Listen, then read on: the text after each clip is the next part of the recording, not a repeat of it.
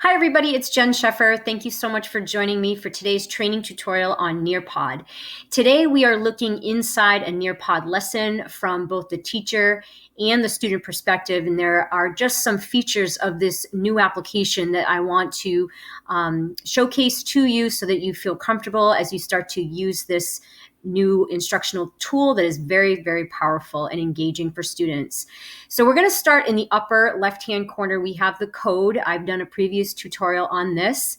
This is the code button that students will join if they go to nearpod.com on the web or if they go in through the app. This is the code, so you can go ahead and click on that and see that code at any time if needed. This middle Nearpod button here, if we click on this, this is going to give you reports. At the end of a lesson, you will be able to review all of the assessment data that you have collected through the various assessments you've integrated into your Nearpod lesson. You'll also be able to end the session, which I would recommend doing so that it closes out. And then the next time you run a session, you'll get a unique code. So that is how you generate reports and end a session.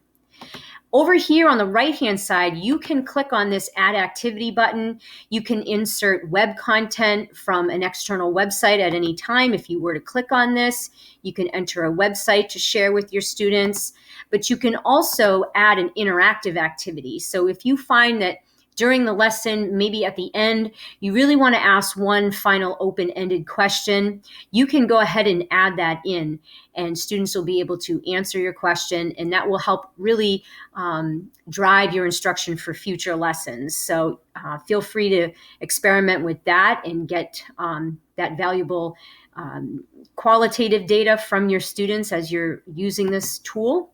The next button is the student perspective button. You can actually close that.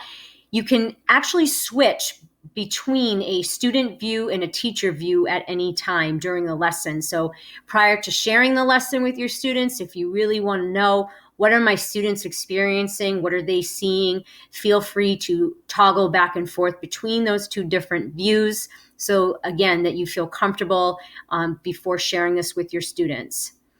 On both the left and the right-hand side, we have these advanced buttons, so we can move the pages in our Nearpod lesson to the left or the right.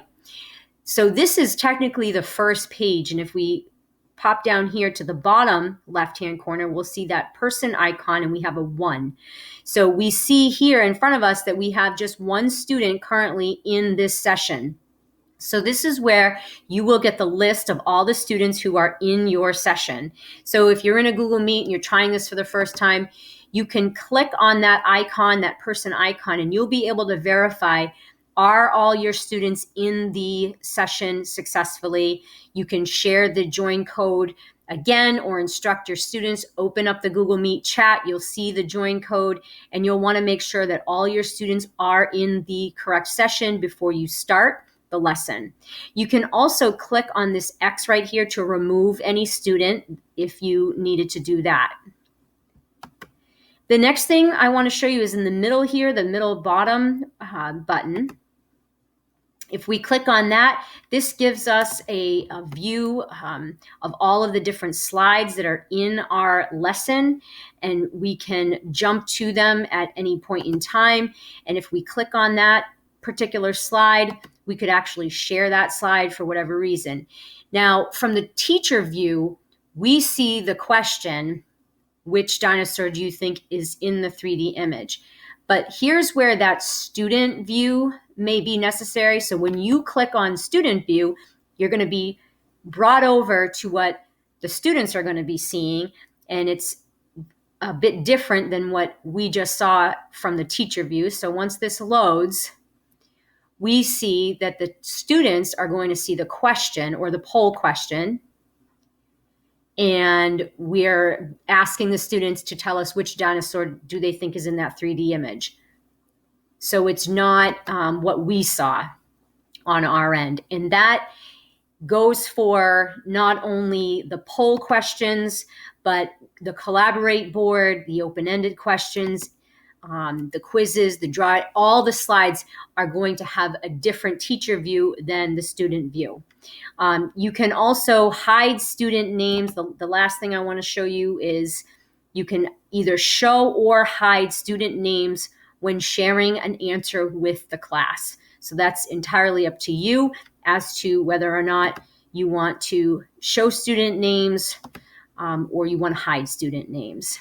So there is the anatomy of a Nearpod lesson, basic overview, and I hope this has been helpful, and I appreciate you watching, and I will see you soon.